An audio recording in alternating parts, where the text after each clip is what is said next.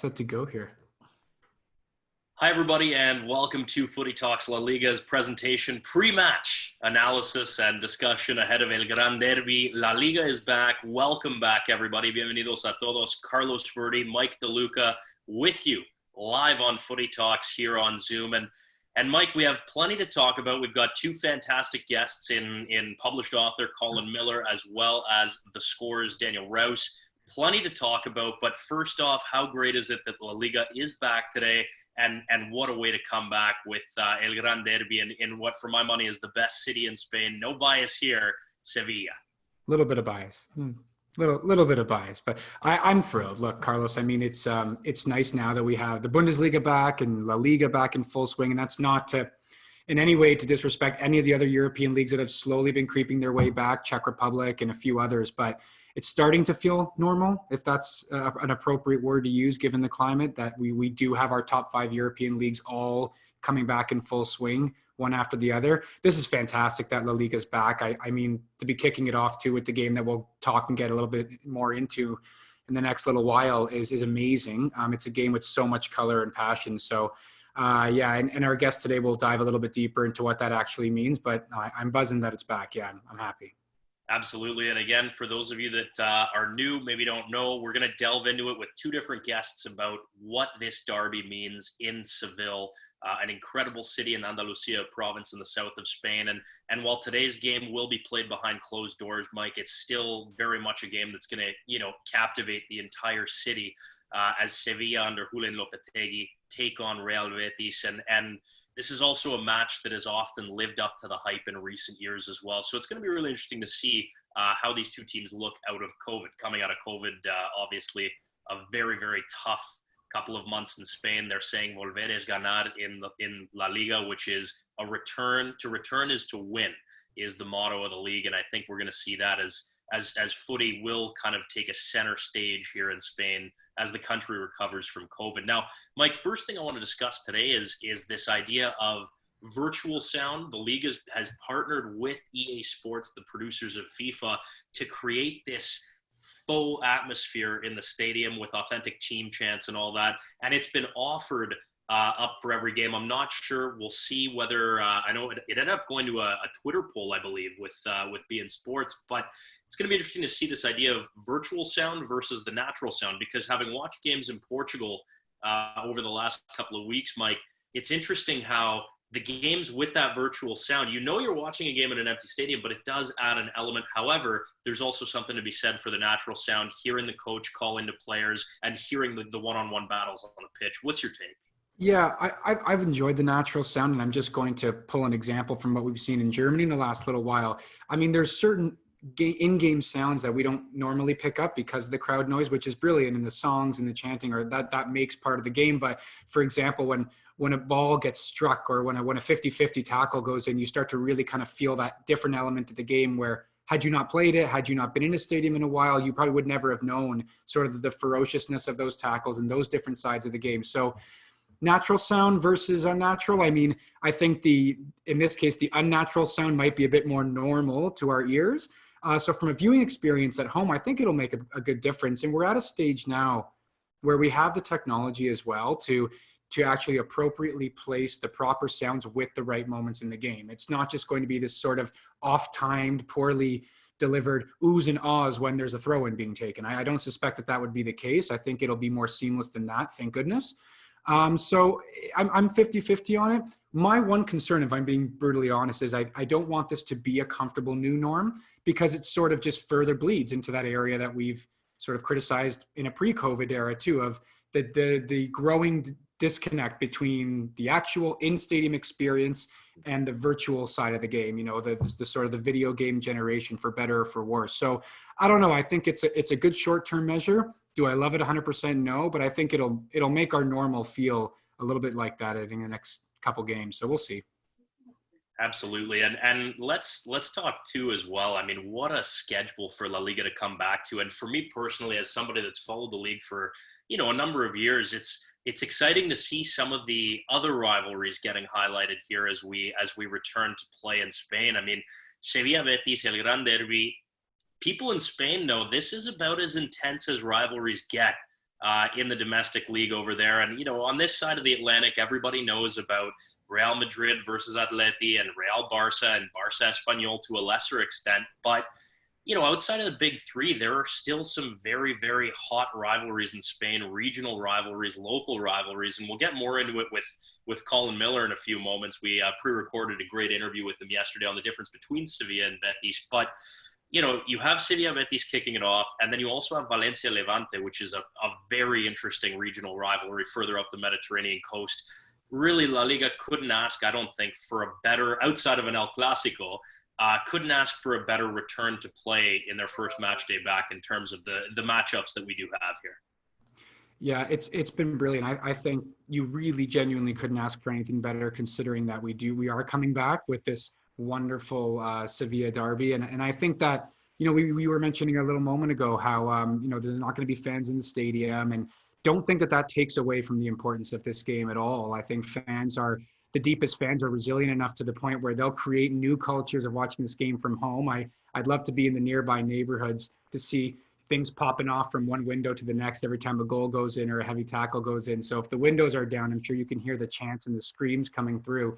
It's an important game. But yes, the rest of the games on the docket, I think, are a wonderful return. I also want to highlight Sunday's game, if I'm not mistaken, is Bilbao and Atletico Madrid as well. So another really, really heated derby. Carlos, I'm going to pass it to you for this one. Tell me a little bit more about the Valencia game you've mentioned, because to be quite honest, I'm not overly familiar about how heated that match is or some of its context, and I'm going to lean on you for that one. So go for it. Yeah, so it's a regional rivalry, right? You've got Valencia. They play out of La Mestalla. They've had that European experience. They've competed at the highest levels. They've won at the highest levels. They've really had a pretty storied history, albeit a little topsy-turvy over the last few years. And Levante is the team that, they drop into Segunda every now and again. They're scrappy. They're going to finish between, 11th and 17th most years. Good year for them. They're looking at 10th, 11th, 12th. But there's something about those derbies. I mean, they've hit the over in terms of goals scored. I think 5 of the last 6 league meetings. And it's a rivalry that bleeds over beyond the senior men's sides in La Liga. Like, they've had a couple of matchups in what was formerly the Liga Iberdrola, the women's professional league there in Spain, where, they'll get 25,000 people for a Levante Valencia women's game, right? And so I think it just speaks to the overall rivalry that exists there. And regional rivalries do exist. I mean, you look at Bilbao versus Sociedad, you look at the Celta Vigo versus Depor, which obviously hasn't been a thing for a number of years as Depor has kind of tailed off. But you have these regional rivalries that, unfortunately, outside of the borders of Spain, people just don't know about them. And that's why I'm really excited specifically to have Dan Rouse from The Score on, because he experienced the derby there. He got to experience it as an outsider and has taken that away, that experience of, wow, there's more to La Liga than the big three. There's more to La Liga than the clubs that you see, 8 to 10 times a year in the Champions League, depending how far their run goes. So really excited for this weekend's slate of matchups. And unfortunately, it's going to be behind closed doors, but I'm sure that passion will still show through on social media and over the broadcast. For sure it would. And I think I know you and I have spoken about this before. We're in this sort of special time in our footballing history where we got a lot of these football adjacent topics that come up. And because the conversation now has a chance to live well after the 90th minute, thanks to social media, thanks to Reddit, thanks to a whole host of other platforms like these that we're doing right now. Thank you, Footy Talks, for giving us the chance. And I'm really excited to see how the narrative starts to change in the absence of fans, because I mean, for better or for worse, with not having fans in the stadium might allow us as viewers and onlookers to focus on different elements of the game that, to be quite honest, might have been forgotten about or might have been lost upon, with 70 some odd thousand fans packed into a stadium. And I know not all stadiums are 70,000, just ask Ibar, but I think you know what I mean. It's so, there might be, again, different flashpoints and different talking points that we're going to pick up throughout the game. And, what I'm really excited about too is I think this is a time when, prior to Italy coming back, prior to the Premier League returning, which we're all very excited about, this first week of games, or set of games, I should say, are in really big focus for La Liga. So it's really important that these are high energy, high octane games. And I hope that all the clubs are also pushing out content that engages their fan bases who are going to be watching from home or largely from home. because this could be a game that awakens, as you were saying, a lot of people to those different regional derbies.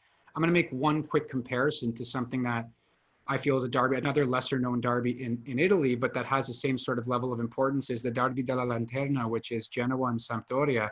And that derby, you quite literally hear the fans speak about, we will finish just a hair above relegation, but so long as we win those two matches, we're largely pleased with the way our season turned out. You've been on the ground there. You've heard those conversations. You've been in and around the pubs to have similar chat, Carlos. Like, is that the same feeling? Let's turn it back even to Andalusia. Is that the same sort of approach as some of these games? When you look at that ceiling and you know where exactly you lie and where you're going to finish, this game becomes your new title. Not literally, but this becomes your new title decider. This is everything for you.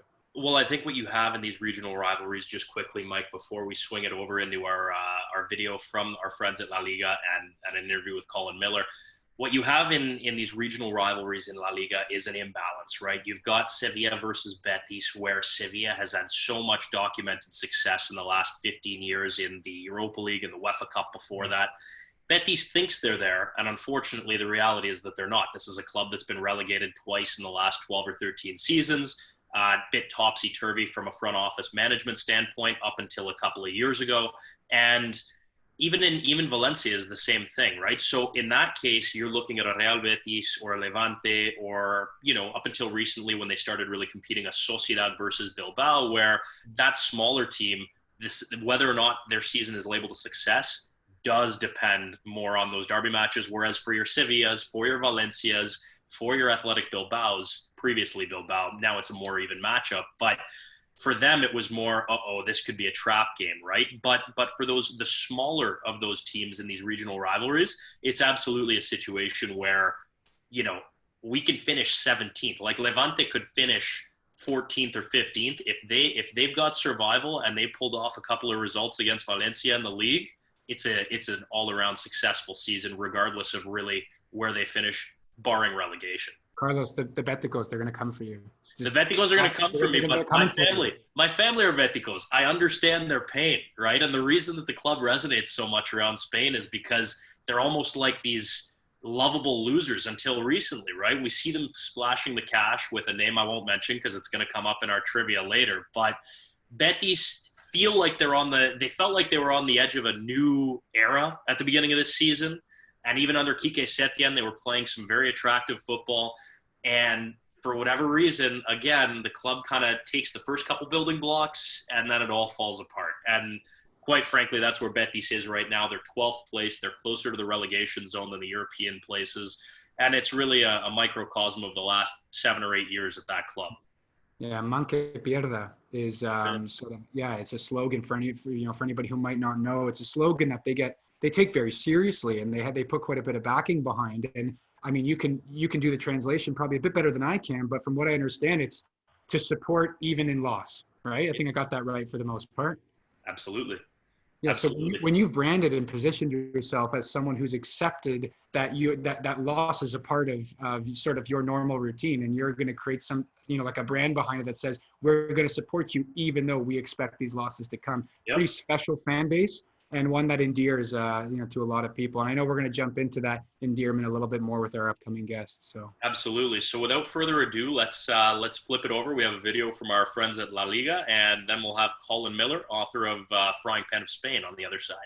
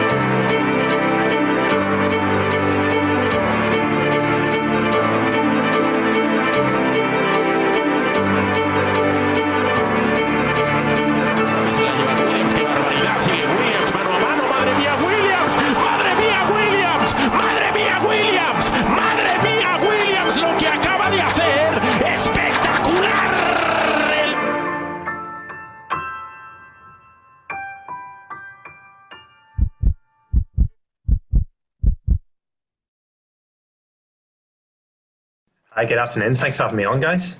No, thank you for coming on. So I am not someone who's had the privilege like you of living this derby and living what it means to see in football fandom. So I'm going to pass it right on to you. But for a lot of our listeners, you're a new name. Your book this is in a lot of cases maybe the first time folks are hearing about it. So tell us a bit about you, Colin, and where did the inspiration for this book come from? Yeah, well, the book was published last year. It took about 12 to 18 months to sort of put together and to write. And initially, I'd moved over to Seville to live. I was lucky enough to have the opportunity to do so in 2016. Initially, I'd been over to the city a few times before, and anyone who's ever been in Seville will acknowledge just how beautiful a city it is, how amazing it is. Obviously, from a touristic point of view, it's very beautiful, but the lifestyle and the culture of living there is wonderful too. So I was lucky enough to have the opportunity to do that, and obviously being a big fan of football and Spanish football, inevitably you want to know more and find out more about the teams involved in the city. And it instantly struck me right away how little information there was just on both clubs in terms of the English language, in terms of any published work, because everyone knows Barcelona and Real Madrid dominate Spanish football coverage, and rightly so, in the sense that they're huge clubs. And, these other clubs tend to be forgotten about a little bit. And I think Betis and Sevilla are two of those in terms of these are two clubs who share a rivalry, which is appreciated certainly within Spanish football. And it's seen as being the best sort of derby game, certainly an inner city derby game. And that isn't really acknowledged properly outside of Spanish football, in terms of outside of Spain. A lot of people might just think, this would pale in comparison to the derby in Madrid, or even the likes of Barcelona against Espanyol. But no, Betis against Sevilla is absolutely huge. And it's a very intense rivalry. And it's very intense because the city of Seville is very intense. I think Spanish football clubs tend to reflect the culture and the city from which they're in. And, Sevillanos and Andalusian culture, it's very expressive, it's very outgoing. These are people who, generally speaking, are very passionate people, and that transmits to their football team and their football fandom. And even being there as a tourist initially, that was something that struck me right away. And then whenever I was lucky enough, obviously, to live in the city, you're really engrossed by it, and you're surrounded by it. And what makes this derby and this game particularly significant and particularly unique is the sense that this is a game that splits the city genuinely 50-50. This is a huge debate over which team had more fans in the city. Families are split down the middle. There's not really areas of Seville which are predominantly Betis and predominantly Sevilla. This is a derby and rivalry that sort of goes across all forms of social boundaries and geographically and everything else. So that's what makes it particularly fascinating. And I think it's probably something that isn't fully appreciated. So I really wanted to expand on that, to find out more about the clubs and just why this is so special. And that kind of leads into my first question for you, Colin. Just first off, tell people, obviously in the North American and Canadian markets, we don't hear that much about Real Betis and Sevilla. My family is half Betico, half Sevillano. So I know about it, but very few people on this side of the Atlantic really have a sense of LaLiga outside of really the big two, and then in the last decade or so, Atletico Madrid. Just from a top-down view, give us an idea of the difference between Betis and Sevilla in terms of the club culture, in terms of the socioeconomic levels they represent, and kind of the meaning between the two different large clubs in Seville. Yeah, the main thing about this is when you're looking at Betis and Sevilla, I just spoke about a lot of the similarities, the fact that, obviously you're both from the same city, but through that, you express a lot of the same sort of tendencies, and, people, the fans of both clubs, it's not like there's a real political, ideological split between them. Certainly in terms of the current day, now historically speaking, there's a lot more differences. Sevilla emerged initially in 1890, so they're Spain's second oldest football club behind Recreativo de Huelva. And the clubs that were set up in this period of time were set up mainly by British business owners who had come over to the city and set up businesses, and they had essentially exported the game from England, and they set up their own teams. So Sevilla almost immediately began to represent the kind of the business class within the city, and they attracted this sort of side of Seville and Andalusia, historically speaking, which was this sort of señorito culture of being a little bit well-to-do, a little bit more middle class, I suppose would be a good way of putting it. Whereas Betis didn't spring up until another 15, 20 years later, and they were essentially they essentially were formed by a group of students. They were all Spanish, and their main determination was to create this team who represented Seville and Andalusia from a more regionalistic point of view. So initially they would have maybe attracted groups of fans who were a little bit more working class in that sense. And I think throughout the first decades of the rivalry, that was something that was probably quite profound, and there was a huge difference between them in that sense. But in the 100 years or so that have gone on since then, obviously there's been huge socioeconomic changes. The fact that there's a lot of, people marrying into different families and everything else, and the migration and everything else, it just means that a lot of that has been blurred to the point where there's really not a distinction in that sense at all. But yes, historically, Sevilla have always been a club who have had finances behind them, certainly, but have also been very well run, and they won the majority of the Andalusian national championships right from the early days. They won 17 in 18 years, which just shows the fact that this is the dominant team in Andalusia, and nobody else really came close in that sense. And Betis' big moment in their history was winning the league title in 1935. And 1 year later, the civil war in Spain starts. Their team gets completely broken up. By the time football is restored, Betis are essentially broke. Half their team have left the country, and they had no club worth speaking about. So what happened then was through the 40s and 50s, Betis were relegated, and then they were relegated again. And what that then meant was that they were playing regional football throughout these decades, and they were essentially bringing the game to a lot of clubs, a lot of smaller clubs throughout Andalusia, to little pueblos and little towns around the place. And because they became so bad, essentially on the pitch, they built up this huge fan base across Andalusia. And then there was the Andalusian diaspora across Spain, which meant that a lot of Betis fans were then started living elsewhere in Spain. And you can see that today in the sense that in Catalonia, there's more Betis Peñas, more supporters clubs than there are of Espanyol. So that is a huge, huge sense of just how big a reach and how big a scope Betis have within Spain itself. And that has never been replicated with success on the pitch.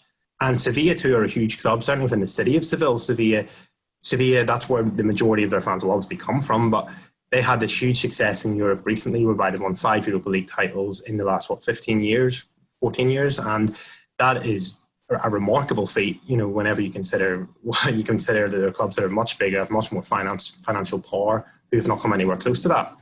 So Sevilla have always had a culture of winning, of being a well-run club who tend to be ahead of the game in that sense. But Betis are almost the opposite of that. But in a funny way, that's why Betis have so many fans. And it's almost like there's a lot of people within Spain as well who might not be Betis supporters, but would have a soft spot for them, because it's like they're this huge club who see themselves as a little bit different, a little bit left field, as it were. Yet they never really win anything. So that tends to endear quite a lot of neutrals towards Betis, whereas Sevilla have always been the team that have won, that have been focused on that in a very general sense. So that gives you an idea of the differences that certainly have played out in the modern day in the rivalry between the two.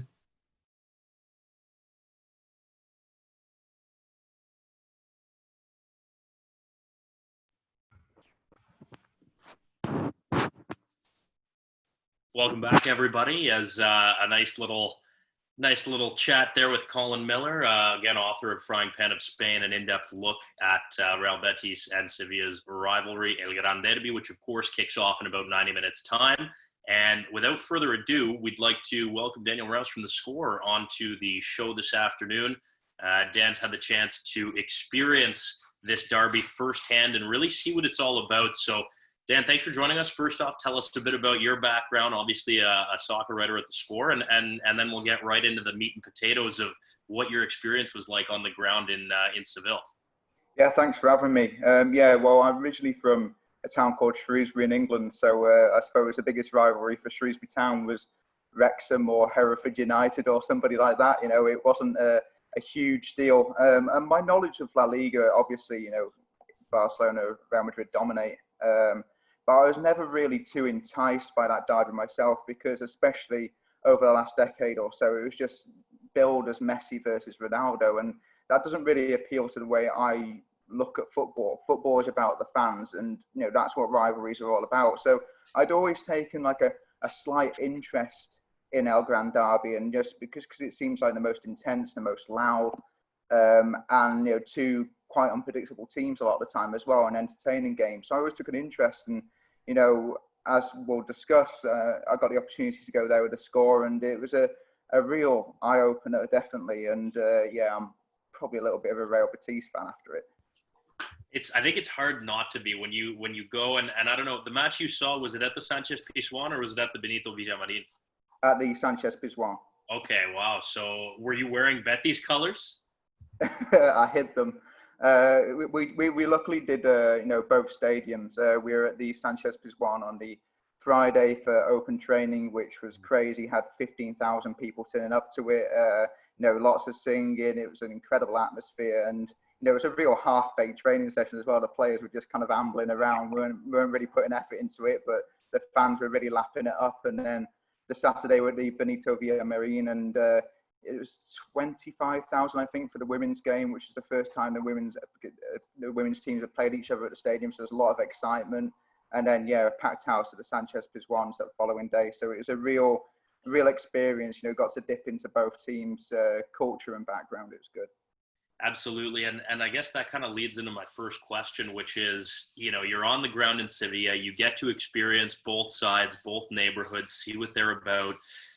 What did you make of it? That unique atmosphere. They call it Colin Millar called it the frying pan of Spain because it's hot, it's passionate. The people are loud and passionate about their football. What did you find in Seville those first couple days leading into the match? Well, yeah, and Andalusians definitely see themselves as different to the rest of Spain, and not in a kind of like separatist kind of horrible Brexit kind of way, like in a kind of way like I think we've made a few better life choices, and you kind of got to sit back and think, yeah, you probably have, because you talk to Andalusians in bars and stuff, and they're like, oh yeah, the rest of Spain, they spend too much time at home, they spend too much time in the office. We like to go out, we like to enjoy the sun, the sea, have a few drinks and have a laugh, and that's their whole culture, and it's just really, really lovely. And then that's just, I suppose Joaquin, Mr. Betis himself, kind of epitomizes what you'd expect from somebody from that area. Like, he's always joking, he doesn't take himself too seriously. And I feel like that's what really makes this rivalry for me, because I mentioned the women's game I went to, and it was, green and red shirts dotted all over the place. As Colin alluded to before, you get families where, some people support Betis, some people support Sevilla. There's no distinct line, but rather than a rivalry built on hate, it's a rivalry built on having a laugh, which is what we should all be doing, really. I mean, even in the oldest and most famous Peña supporters club near the stadium is only about 2 or 3 blocks away. It's been running for about 62, 63 years. The owner of that Peña is like, God, everything he talks about is Sevilla. He absolutely loves it. He's got a tribute to Antonio Puerta, who tragically lost his life, the former Sevilla player at the age of 22. He's got a tribute all over there because he used to be a member of this club. Puerta's family still live over the road and go to the Peña. But even this guy, Guillermo, who owns it, his wife and daughter are Betis fans. It's just like, it's normal to have it kind of mixed up. Whereas, from my experience back in England, your family's either blue or red, basically. Yeah, Daniel, I'm so glad that you mentioned that there's a bit of, we finally got to this point where we're talking about how it's a happy or somewhat happy derby between the two fans. And Colin speaks a bit more about it in his book, but the Antonio Puerta passing was actually a bit of, it was a seminal moment in that it actually binded the two fans even closer together. And, it took a horrible tragedy like that to actually see that both of these fans are much more connected than we think. And apparently, from what I've known, and you two are both making me really jealous. I've never been, and it's really cruel to have you both talk about the match day experience in a time when we can't travel, first of all, because I'd love to go and do it. But he speaks very deeply about how the relationship is quite amicable. And I mean, did you feel that? Did you feel as if this was a bit of a Danny Dyer event when you went and it's all police and, police escorts? Or did you feel it was something where you could have just walked in and around the stadium very freely and you could have made friends on both sides? I mean, how did you feel? Yeah, friends on both sides, certainly, because you just saw, fans of each club hanging out and having a laugh together. That's just how it was. I think, obviously Carlos will be able to go at a bit more length than me about Andalusian culture and stuff like that. But they seem to they ring off the calendar wherever there's a festival. They live for festivals. That's what it's all about. It's about socializing. It's about having fun with your family and stuff. And for me, a lot of these festivals are, based in religion, and I can't stand, comparing football to religion because it's so cliched. It's done all the time, but is completely unavoidable with this, because it's just like, these 2 days in the calendar all the time, the whole atmosphere in the whole atmosphere in the city, they just toss and turn, it's just electric everywhere. And it's just lovely to have a rivalry that's based around, I lived in Sheffield for 3 years, and, when the derby was going on there, you just don't go into town, because, there's going to be trouble. There's a menace in the air. It's a little bit scary at times, whereas it just had a wonderful festival atmosphere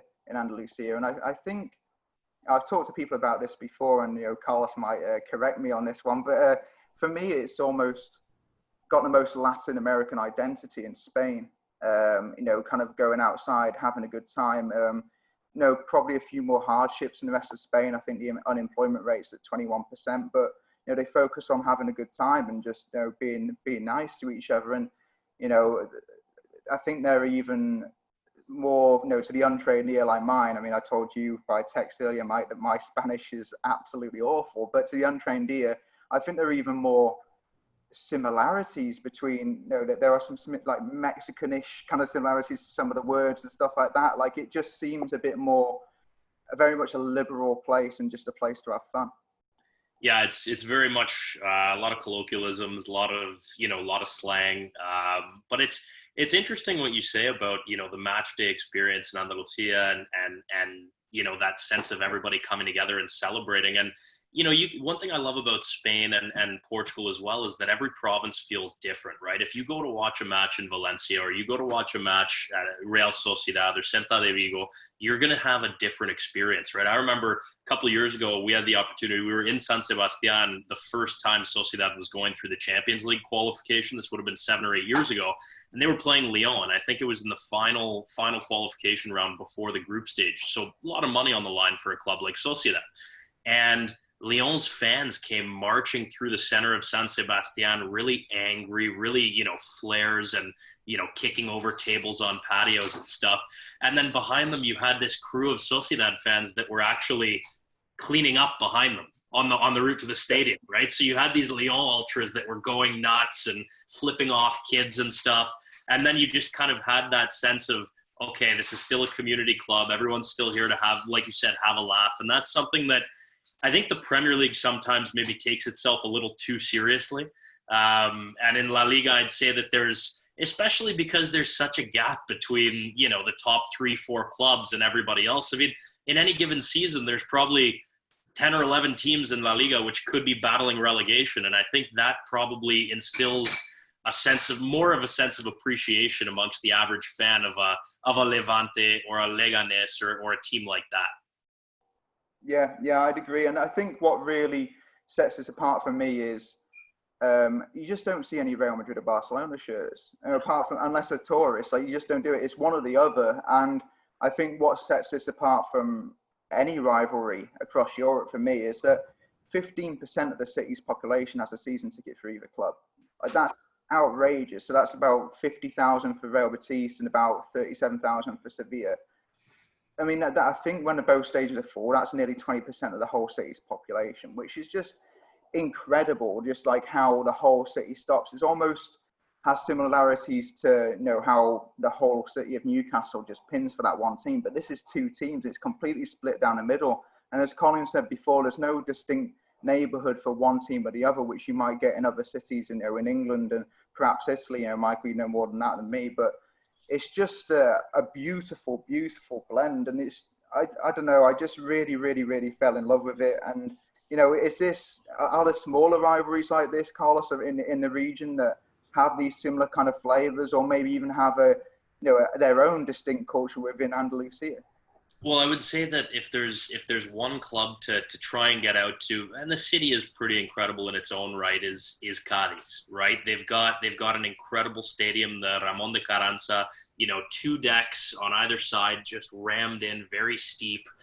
And a club that, again, hasn't had that much success. Their own fans oftentimes poke fun at them, but you ask anybody in Spain, who has the best support in the second division, and if Deportivo La Coruña is not hanging around, usually they'll say Cádiz. And it's an incredible little peninsula island. It juts out. It's about an hour south of Seville.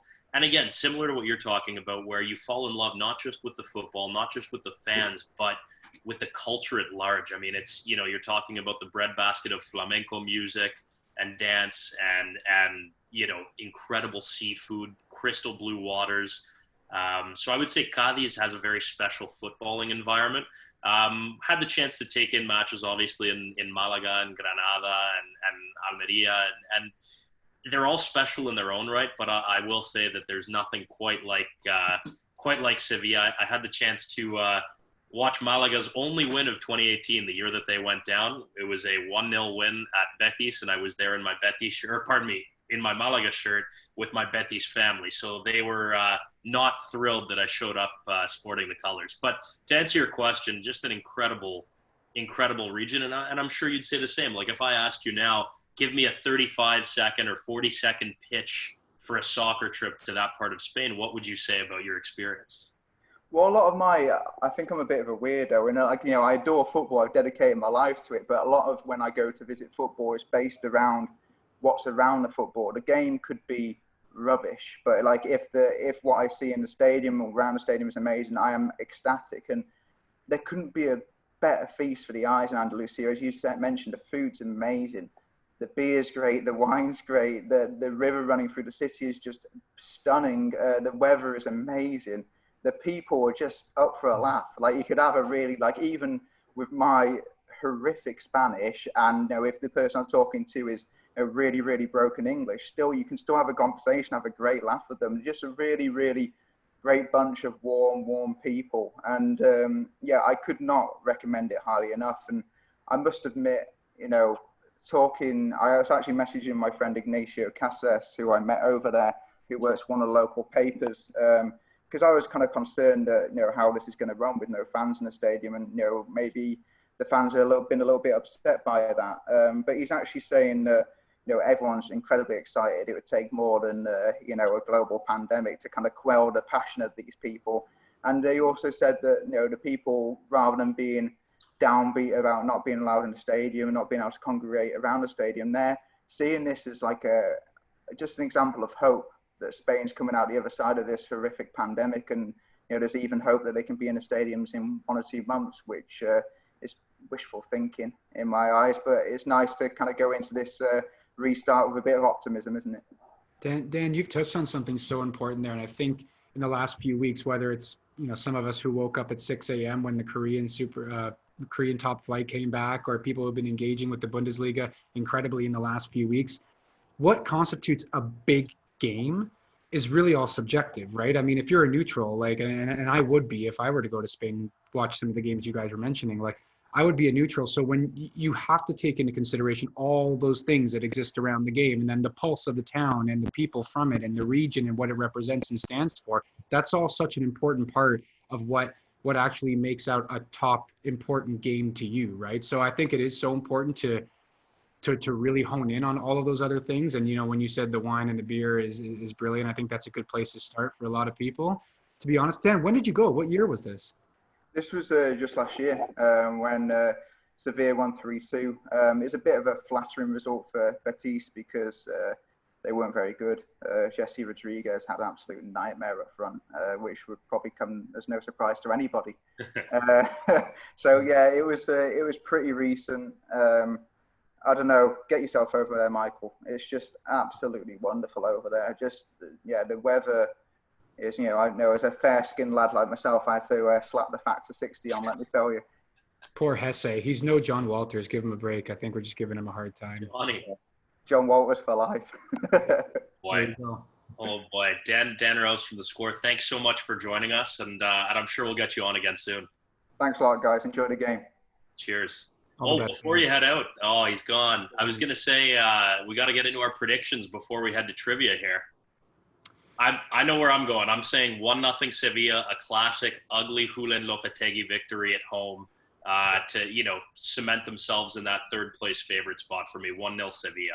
Yeah, to be honest, I think these first return matches for many of these breaks across all leagues are incredibly difficult to call because what is form? I mean, there is none. Essentially, that's been wiped right out.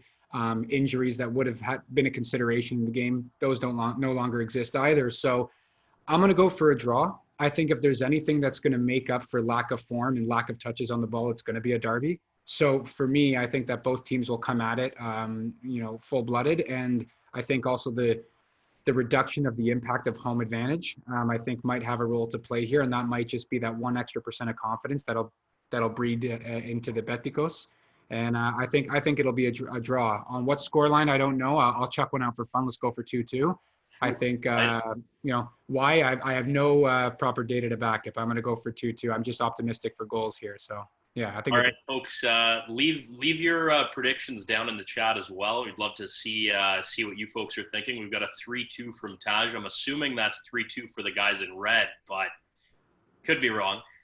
Regardless, what we're going to do now is we're going to rip into our trivia segment, and all those of you that are in the chat, more than happy to take all your answers. How this is going to work is we're going to have 3 Sevilla questions. I'll ask the Sevilla ones, and not sure if you saw, Mike had a great Estadio Benito Villamarin background yesterday, so we figured we'll give him the 3 Betis questions. So just write in your answers to all panelists. We've got a 2-0 Sevilla in the chat as well. Looks like most people are favoring the third place hosts, probably as they should here, to be honest. They're coming for you. Again, stop. The Beticos are coming for you. I know. But we'll see. So without further ado, we do have a Sevilla kit as well as a Real Betis kit on the line. So again, submit all 6 questions, regardless of if you know them or not. Just throw them out there, and if you get an answer right, you'll be entered into the draw for a jersey. So without further ado, I'll swing into the Sevilla questions first. We've got 3 of those. Feel free, not sure if this is being clipped for social, but feel free to play along as well.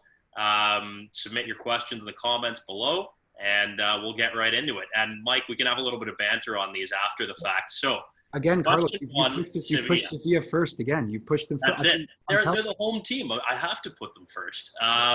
So Sevilla question number 1.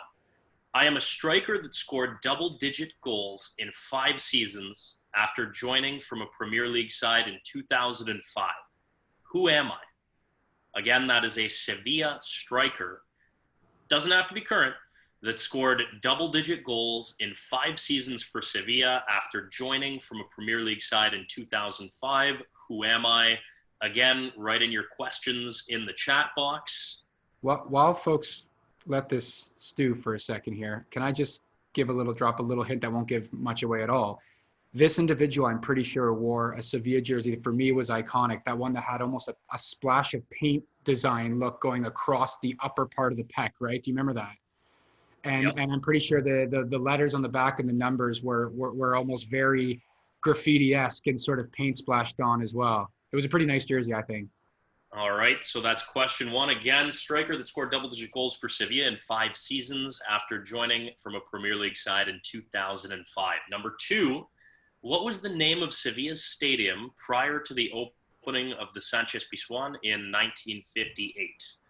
What was the name of Sevilla's stadium before they moved to the Pizjuan in 1958? Hint, it bore the same name as the Seville neighborhood in which the club currently resides playing out of the Pizjuan. So this was basically the same area, same part of town, and the club is still there to this day. Estadio de this neighborhood. There's a pretty good bit, in terms of a good way to engage in the deeper elements of this amazing game is Copa 90. I'm pretty sure. I don't think it's any secret. They did a wonderful video where Ellie, I hope I'm saying his name right. He kind of went right there on the ground in Seville and got some in-depth interviews and pieces and whatnot from folks around both clubs. And my goodness, I mean, the history even behind the stadium naming, to your point, it goes real deep, especially on the Betis side. Mm-hmm. There's quite a bit to unpack there if anybody wants to do a little history deep dive. But I think it's Copa 90 if you want to do a little bit of a dive in terms of the history of the naming of the stadium. They've done a YouTube piece that's quite good. So now on to our third. Loving the participation here, guys. Keep it up. Third and final Sevilla question here. And I tripped up Mike with this one last night, so we'll see if you guys get it. Which Sevilla goalkeeper made the Europa League Team of the Season in 2013-14?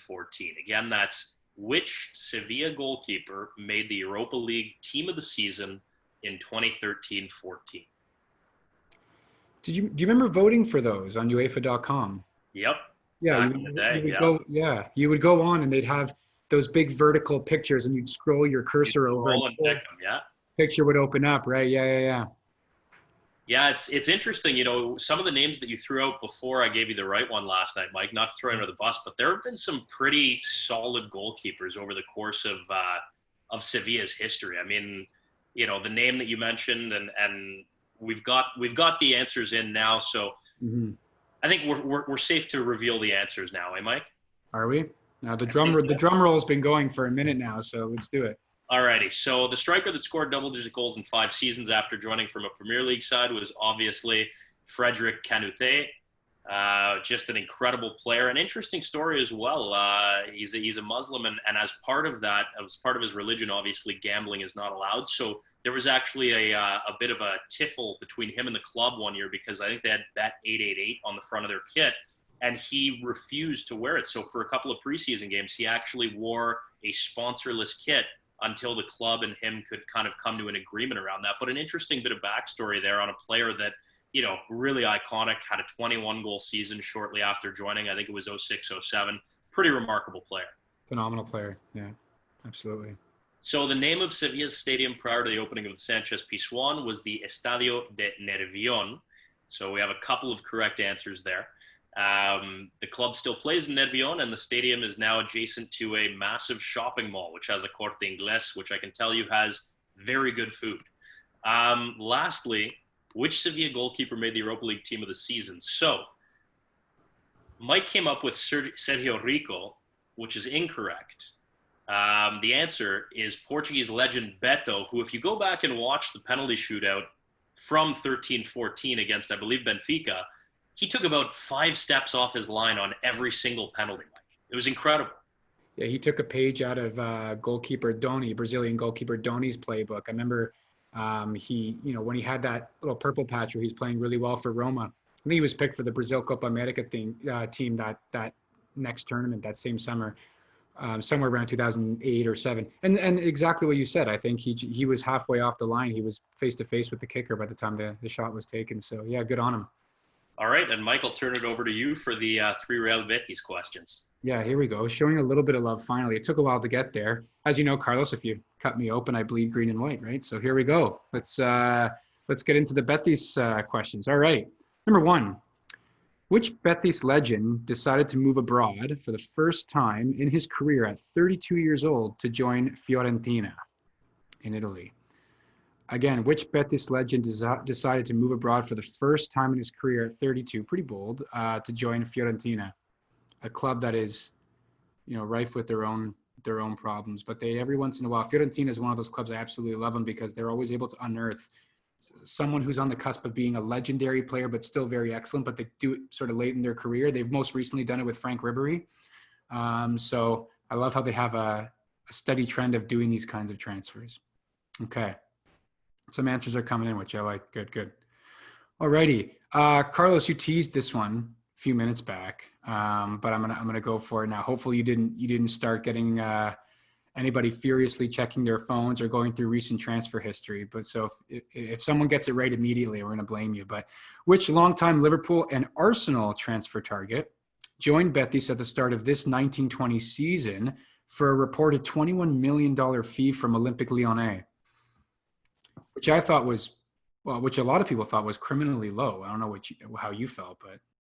Yeah, and it's funny, you know, they go out to splash the cash and look where they are now. Not to chirp Betis, but this is a recurring theme. We talked about it with Colin yesterday is, you know, they've had a couple kind of stops and starts over the course of the 21st century where, you know, they'll pick up some pretty impressive wins in European play, right? If you go back a ways, talking Liverpool, talking results away against some good teams, but they're never able to kind of stack it or find any kind of consistency. And so what ends up happening is, without a doubt, they might finish 5th or 6th for a year or two, but they've never really been able to kind of solidify themselves, even in mid-table in Spain. They're every 2 or 3 years, it's like something goes wrong and they're off the rails. And part of their endearment might be born out of the fact that they're better for moments than they are for consistency.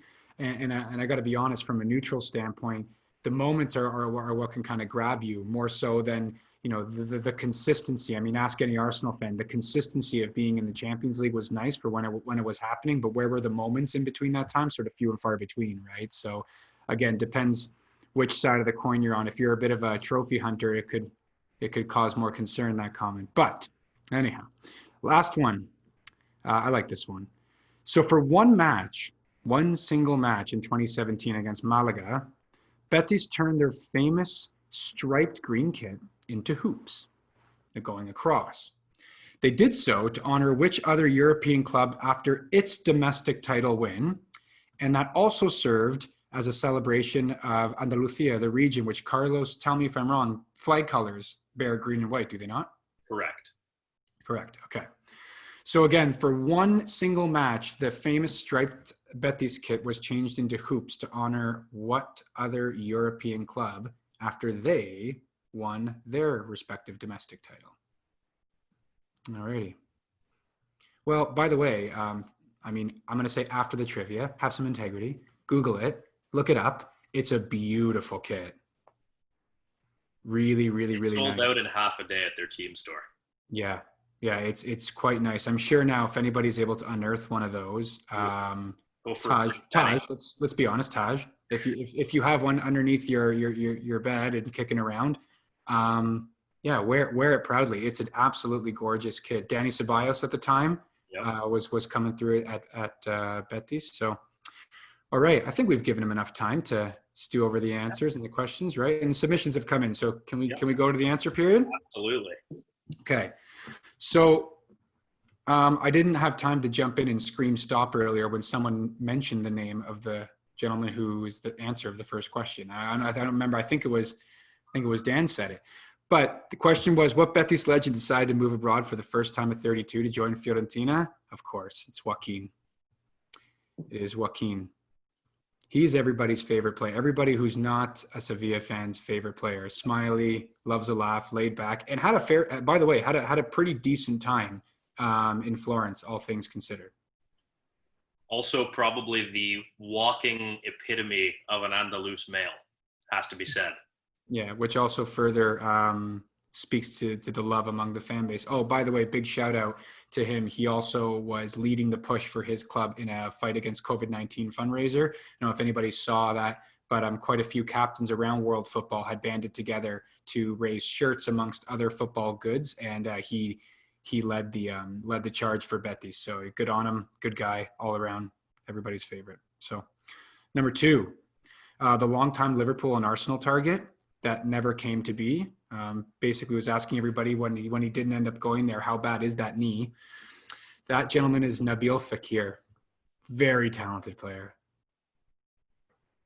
Few and far between the times he actually got engaged with the French national team, but he's an extremely talented player. I think, Carlos, correct me if I'm off on this, but he's been hampered by injuries, and in particular, that knee's never really cooperated with him. So I don't know if what we're seeing now is more of a result of bad luck and bad injuries impacting what is an incredibly gifted footballer, or if this is maybe the hype around him at Lyon was maybe too much. It was a bit far-fetched. I don't know. What do you think? Well, and he's still been a decent player for Betis, right? I mean, he's got 7 goals on the season. He's still a spark when he's out there, but it is one of those cases now at 26 where you wonder what might have been, right? And there's plenty of stories like that all throughout mid-table and Europa League type teams, not just in Spain, but in Portugal and Italy and France, of highly touted guys coming out of big academies and never quite making it. But Fekir still has time and has already proven that he can get the job done in a world-class league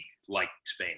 Yeah, 100%. I'm not hoping this upon the guy, but he's starting to resemble a little bit of a Giuseppe Rossi career arc in that, for these amazing moments that come up, genuinely amazing moments in these seasons where things look unstoppable. He had a $60+ million price tag slapped on his head at one point. They were met by these instances of bad luck. So again, 26, not impossible to bounce back and to have a really, really incredible second half sort of your career. Sounds odd to say that for someone at 26, but it's true. But yeah, hopefully not. Hopefully doesn't go down that same path where he finds himself at Real Salt Lake in a short few years. So Number 3, and the last one here. I think we have more Betis supporters on the call, who are going to attack you and come for you than Real Salt Lake fans. So I'm not too concerned. Look, it's tough on them as is. Salt Lake's not a great place to live. Hey, there we go. For one match in 2017. What did I say? Oh, yeah, that was number 3, right? Yeah, number 3. For one match in 17 against Malaga, Betis turned their stripes into hoops. So the answer was right. The answer came in instantly from a few people. Can I reveal the answer? Yeah, of course. Oh, I thought that was an actual Sevilla or Real Betis jersey for a sec. I was going to lose it.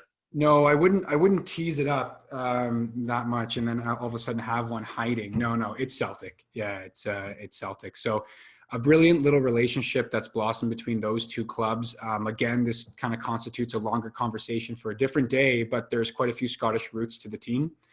And it's, as sort of hazy and sketchy as those early team formation stories go, there is something to the green and white as being inspired by Celtic. So from the original owner, the gentleman who had a large hand in creating Betis, Ballonpied, took in the inspiration in terms of the color scheme, both from the region's flag, but also from his time living and going to school as a boy in Glasgow and falling in love with the mighty Celtic. So that's where that came from. Again, yeah, I encourage everybody, look online at that Hoops jersey. And if you are so lucky as to find somewhere deep in the web a source where you can buy one, get it. It's gorgeous.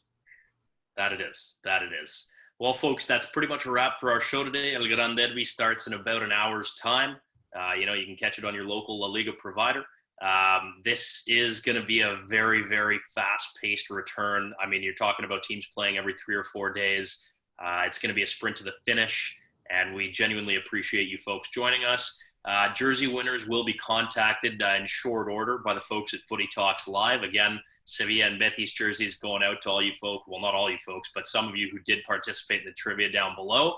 We appreciate you guys joining us and look forward to hosting a couple more of these. Mike, thanks for joining us. Yeah, thank you everybody for coming on board. I just want to also take this chance to say stay safe, and hopefully you're all in good spirits. And I know it's been a stressful last couple months, but the return of football is at least one more thing to put a smile on all of our faces. So go ahead and engage with La Liga. It's an exciting time. We're a few weeks away from having the rest of Europe also come back. And thank you so much for joining us, guys. It's been awesome. Thanks. Absolutely. And a quick shout out as well to Colin Millar and Dan Rouse for joining and providing some excellent on-the-ground insight from Sevilla. Yeah, brilliant. All the best, guys. Take care.